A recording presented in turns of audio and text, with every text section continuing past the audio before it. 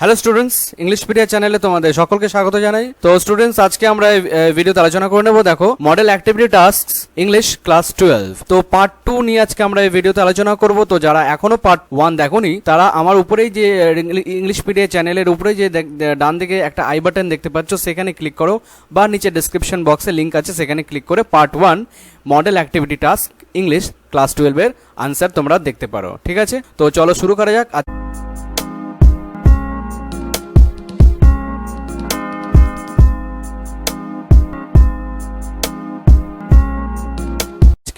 Video দিয়ে তো তার আগে জেনে নেব পার্ট 2 তে কি কি ধরনের প্রশ্ন তোমাদের জিজ্ঞেস করা হয়েছে। তো অনলাইন কোর্সের যে চালু করা হয়েছে তোমাদের সেই প্রশ্নপত্র model activity task English class 12 এর যে কিছু প্রশ্নপত্র দেখো, যে সমস্ত প্রশ্নপত্র আপলোড করা হয়েছে বাংলা শিক্ষা পোর্টালে, সেগুলো দেখো। প্রথম প্রশ্ন বলেছে answer the following questions and out of leprous hides.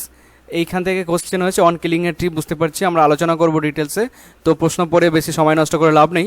পরের প্রশ্ন দেখো, but the her next question removed my doubts.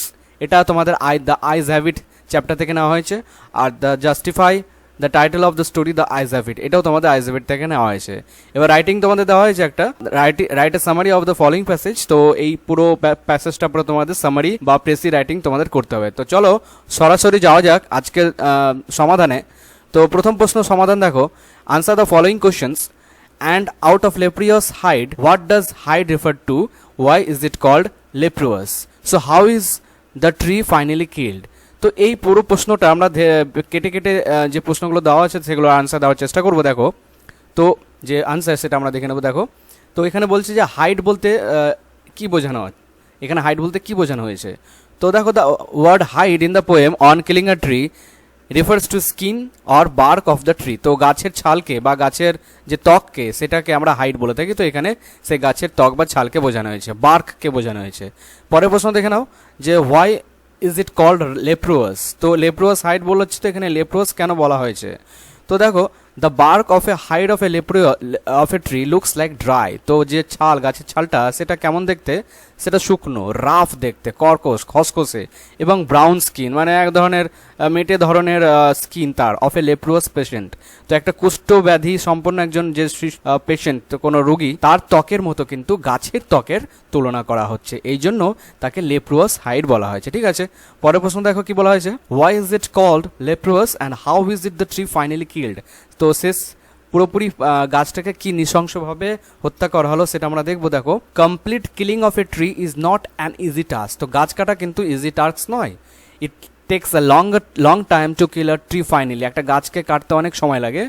Even hacking and chopping do not kill a tree. শুধুমাত্র হ্যাক করে দিলাম, বেঁধে দিলাম বা টুকরো টুকরো করে দিলাম, চপিং করে দিলাম, সেটা কিন্তু গাছকে কখনোই কাটতে পারে না। The bleeding bark automatically heals up. তো ব্লিডিং বলতে রক্ত ঝরা বার্ক থেকে, মানে রক্ত ধরা যে স্কিন থেকে, তো কখনো সেটা অটোমেটিক্যালি মানে নিরাময় করে নেয়। তো এখানে মানুষের হত্যার সাথে গাছের হত্যার তুলনা করা হয়েছে খুব নৃশংসভাবে। তারপরে দেখো, green টুইগস and miniature বাউস rise up from that part of the trunk which remains close to the ground. অর্থাৎ বলা হয়েছে যেই মাটির যে অংশ থেকে, যে শিকড়টা, যে ট্রাঙ্কটা থাকে, সেটা থেকে যদি তুলে উপড়ে ফেলা হয়, তারপরে থেকে সবুজ ধরনের ছোট ছোট পাতা জন্মাতে শুরু করে দেয়। If the growth of this টুইগস is not stunted, যদি এই ধরনের গাছের বৃদ্ধিটা, টুইগস যে কোনো ছোট বা কুড়ি ধরতে শুরু করেছে যখন আবার কাটার পর, তখন যদি আমরা না করি তাহলে সেটা গাছটা আবার বেড়ে যেতে পারে। ঠিক আছে, that tree gets back its former size, আবার পুরো গাছটা এর আগের সাইজে চলে আসতে পারে। For the completion of the killing process the roots the roots of a tree are pulled out. তো গাছকে হত্যা করে সম্পূর্ণভাবে পুরো শিকড়টাই উপরে ফেলতে হবে, out of the deep earth, মাটির ভেতর থেকে কমপ্লিটলি, সম্পূর্ণভাবে। দেন দ্য লগ ইজ ব্রাউন, তারপর গাছের গুঁড়িগুলোকে ব্রাউন করতে হয়, মানে শুকিয়ে দিতে হয়, এবারে বিবর্ণ করতে হয়, হার্ডেন করতে হয়, শক্ত করতে হয়, অ্যান্ড উইদার্ড চক। তো এখানে হবে তোমাদের চোকড, CHALK হয়ে গেছে, তো তোমরা এখানে ঠিক করে নিবা। তো এটা হবে চোক, তো এটা হবে চোকড। তো সেটাকে হার্ডেন করতে হবে, উইদার করতে হবে, মানে শুকিয়ে দিতে হবে in the year and the scorching suns, অর্থাৎ বছর বছর সেটা সূর্যের আলো ফেলে সেটাকে রুদ্ধ করে দিতে হবে। তো এইভাবে finally it is kill completely, এইভাবে কিন্তু গাছটাকে সম্পূর্ণভাবে হত্যা করা হবে। ঠিক আছে, তো এবার দেখো পরের প্রশ্ন আমরা দেখে নেবো কি রয়েছে। দেখো, পরের প্রশ্ন রয়েছে, বাট আর next question removed my doubts. তো তো এখানে কোনখান থেকে নেওয়া হয়েছে আমরা বুঝতে পারছি, দ্য আইজ হ্যাভ ইট থেকে, এই চ্যাপ্টার থেকে নেওয়া হয়েছে। তো এখানে who does her refers to, এখানে হার বলতে কাকে বোঝানো হয়েছে, আর what doubts did the narrator have, ন্যারেটরের কোন ডাউটস ছিল। তো আর তার প্রশ্নটা কিভাবে রিমুভ করলো তার ডাউটকে। তো চলো দেখে নিই প্রথম প্রশ্নের উত্তর কী চেয়েছে, who does her refers to, এখানে হার বলতে কার কথা বলা হয়েছে। তো দেখো এখানে হার বলতে here her refers to the girl in the short story eyes have it. তো আইজ হ্যাভ ইটের যে গল্পটা রয়েছে সেই গল্পের যে ফিমেল ক্যারেক্টার রয়েছে সেই গার্লের কথা এখানে বলা হয়েছে হার। তো এখানে বলা হয়েছে দেখো, the narrator in the story made every attempt to hide his blindness from the girl. তো তোমরা জানো যে ন্যারেটর অনেক চেষ্টা করেছিল তার মেয়ে থেকে তার অন্ধত্বটা লোকানোর জন্য। Narrator gave the detail description of the hillscape of Mussoorie so smartly and convincingly that the girl thought that he was sighted. তো আমরা এরপরে দেখেছো যে ন্যারেটরটা, যে কথকটা গল্পের, সে কিন্তু অনেক চেষ্টা করেছিল আশেপাশের গল্প বা মুসুরির গল্প বলে। তারপরে দেখো, but he made a mistake by asking the girl how the sight outside look like. কিন্তু সে একটা ভুল করে বসেছিল, যে জিজ্ঞেস করে বসেছিল জানলার বাইরেটা দেখতে কেমন। তো so he had doubts whether his question civils in blindness. তো এইভাবে কিন্তু তার একটা ডাউট হয়ে গেছিলো যে তার এই প্রশ্ন করাতে তার অন্ধটা প্রকাশ পাবে কি না, সেটা কিন্তু তার ডাউট ছিল। তো এটাই ছিল তার ডাউটস, ঠিক আছে। পরের প্রশ্ন দেখো, পরের প্রশ্ন আমাদের কি রয়েছে, what doubts did the narrator have, ন্যারেটরের কোন ধরনের ডাউটস ছিল। তো এই ধরনের ডাউটস ছিল আমরা দেখলাম। এবং পরের প্রশ্ন দেখো, how did the question remove the doubts, পরের প্রশ্নটা তাকে কিভাবে তার ডাউটকে পরিষ্কার করলো, রিমুভ করলো। তো এখানে দেখো, তারপরে দেখো, but he escape the danger of being revealed his blindness two the girl as the girl did not note ইট। তো কিন্তু এই বিপদ থেকে সে রক্ষা কিন্তু পেয়ে যায়, কারণ মেয়েটা কিন্তু এই যে যার সেটা বলেছিল সেটা কিন্তু মেয়েটি লক্ষ্য করেনি, এবং তার যে অন্ধত্ব সেটাও কিন্তু প্রকাশ আর পেল না। তারপর দেখো, she instead asked him to look out of the window, এর পরিবর্তে সে জিজ্ঞেস করলো তুমি নিজেই জানলার বাইরে কেন দেখছো না। তো এইভাবে কিন্তু ন্যারেটরের যে ডাউট ছিল সেটা কিন্তু সম্পূর্ণভাবে রিমুভ হলো, ঠিক আছে। পরের প্রশ্ন দেখো, justify the title of the short story the eyes have it. তো আইজ হ্যাভ ইটের যে শর্ট স্টোরি তোমাদের পার্ট 1-এও দেওয়া হয়েছে, তো আবার পার্ট 2-তে দিয়েছে তোমাদের। দেখো, justify the title of the short story. তো আনসার দেখো, title of the short story the eyes have it is significant as the theme symbolise something more than its surface meaning. তো আইজ হ্যাভ ইটের যে এই টাইটেলটা খুবই কিন্তু গুরুত্বপূর্ণ, কারণ এই টাইটেলটার বাইরেও একটা উপরই ভেতরের অর্থ রয়েছে, অর্থাৎ ইন্টারনাল মিনিং রয়েছে। The narrator and the girl have the beautiful eyes, narrator বা কথকের বা মেয়েটার কিন্তু খুব সুন্দর চোখ ছিল, হুইচ আর ইউজলেস, এগুলো ইউজলেস ছিল, অর্থাৎ সেগুলো ব্যবহার ছিল না। But both of them do possess their inward eyes, কিন্তু তারা প্রত্যেকে কিন্তু প্রোজেস করে থাকে বা তারা গ্রহণ করে থাকে তাদের অন্তঃচোখ অর্থাৎ মনের চোখ দিয়ে কিন্তু তারা দেখতে পেত, which make them visualise things, যেটা তার আশেপাশের জিনিসগুলোকে ভিজুয়ালাইজ করতে সাহায্য করতো বা দেখতে পেত। Their loss of vision is compensated by the extraordinary strength of their other sense organs, কিন্তু তাদের যে লস অফ ভিশন হয়েছে, দেখতে যে পায় না, সেটা কিন্তু ক্ষতিপূরণ দেওয়া হয়েছে অন্যান্য যে আর এক ধরনের এক্সট্রাঅর্ডিনারি অসাধারণ যে তাদের ক্ষমতা ছিল অন্যান্য সেন্স অর্গানের, সেটা দিয়েই কিন্তু বোঝা যাচ্ছে, ঠিক আছে।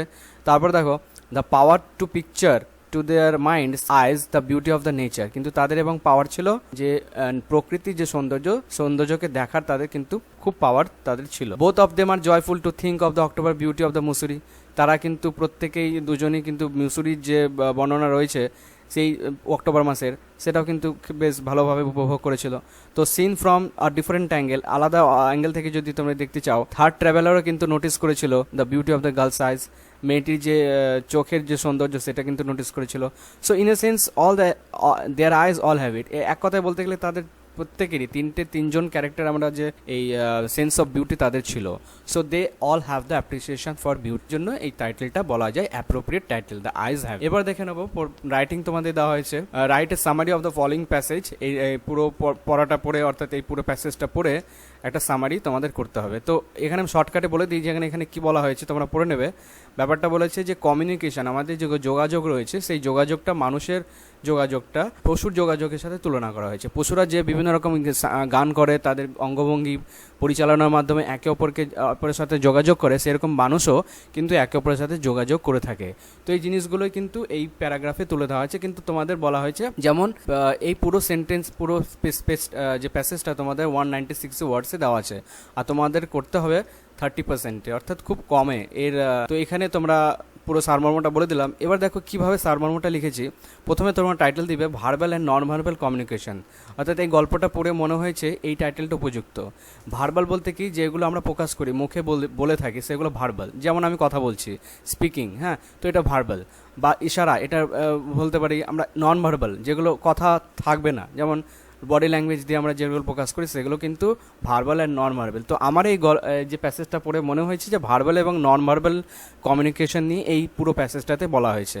তো দেখা যাক কি, দেখো, human communication is unique for its extensive use of abstract language of verbal and non verbal. মানুষের যে যোগাযোগ করে থাকে, কিন্তু তারা এই বিমূর্ত ভাষা যেহেতু বিমূর্ত কোনগুলো, যেগুলো আমরা স্পর্শ করতে পারি না। তো ভার্বাল অর্থাৎ মুখের স্পিকিং হতে পারে। তো ভার্বাল বলতে যে কথা, স্পিকিং রিলেটেড টু স্পিকিং, তো that's call verbal. And non verbal বলতে আমরা ইশারার মাধ্যমে আমরা যোগাযোগ করে থাকি। সেই রকমভাবে examples of non verbal communication যেমন কি তোমাদের দেখো, নন ভার্বাল কমিউনিকেশন কী বোঝায়? জেস্টার্স, অঙ্গভঙ্গি, বডি ল্যাঙ্গুয়েজ, কোনো তোমার যে বডি ল্যাঙ্গুয়েজ রয়েছে, কীভাবে হাঁটার চলন, কীভাবে বসা, তাদের প্রত্যেকটা কিন্তু বডি ল্যাঙ্গুয়েজ, ফেশিয়াল এক্সপ্রেশনস, মুখের যে অঙ্গভঙ্গি, আই কন্ট্যাক্ট, একে অপরের সঙ্গে যে আই কন্ট্যাক্ট রয়েছে, এটাও কিন্তু আমাদের নন ভার্বাল কমিউনিকেশনের মধ্যে পড়ে। তো সেই একই রকমভাবে মানুষের মতোই animals also makes use of various kinds of communicative methods. মানুষের মতো কিন্তু এই পশুরাও কিন্তু বিভিন্ন ধরনের কমিউনিকেটিভ যোগাযোগমূলক যে পদ্ধতি সেগুলো ব্যবহার করে থাকে। সো যেমন দেখো মেল ব্ল্যাক বার্ড, তো এক ধরনের পাখি male black bird sing to attract female ones, যেই পাখিটা অন্য যে ফিমেল ওয়ান আছে, ফিমেল কোনো পাখি আছে, তাকে অ্যাট্রাক্ট করার জন্য গান করে। And also to keep other blackbirds off their dwellings, এবং অন্যান্য যে ব্ল্যাক বার্ড যারা আছে তাদের যাতে তাদের নিজের জায়গায় থাকে সেখান থেকে দূরে সরিয়ে দিতে পারে। তো তারা শুধু গানের মাধ্যমে পারে। অন্যদিকে ম্যামেলস বড় ধরো যারা স্তন্যপায়ী জীব, in the oceans like whales যেমন স্তন্যপায়ী একটা জীব, তিমি, sing to interact with their mates far away to, তো তারা দূর থেকে কিন্তু তাদের সঙ্গী সাথীর দেখার সঙ্গে ইন্টারাক্ট করে যোগাযোগ করে থাকে। তারপরে দেখো ডোমিনেটিং হায়না, তো হায়না এক ধরনের পশু। তো হায়না কি করে? ডোমিনেটিং হায়না রেজ দেয়ার ফার, যারা যে ধরনের হায়না তারা কি করতে, তাদের লোমটা উঠিয়ে নেয়, হ্যাঁ, হ্যাকেলস ইন অ্যাটেম্পস টু এক্সিবিট পাওয়ার, তারা তাদের পাওয়ারটা প্রদর্শন করার জন্য। তো এগুলো কি নন ভার্বাল কমিউনিকেশন। সো ওয়াইল সাবমিসিভ ওয়ান, যারা কেউ পারছে না, অর্থাৎ ওর বশ্যতা স্বীকার করে বসে, যার পাওয়ার আছে তার প্রতি, তারা কি করে? ক্রাউচ দেয়ার হার্ট, তারা মাথা তাদের নামিয়ে নেয়, অথবা স্মাইল করে তাদের রেসপেক্ট দেওয়ার জন্য বা শ্রদ্ধা দেওয়ার জন্য। তো এটা পুরো আমাদের 93 ওয়ার্ডসে দেওয়া আছে, ঠিক আছে? তো বন্ধুরা, আজকের মতো এখানে শেষ করছি। যদি তোমাদের এই ভিডিও দেখে 1%ও ভালো লেগে থাকে তাহলে অবশ্যই চ্যানেলটিকে এখনই সাবস্ক্রাইব করো। Thank you.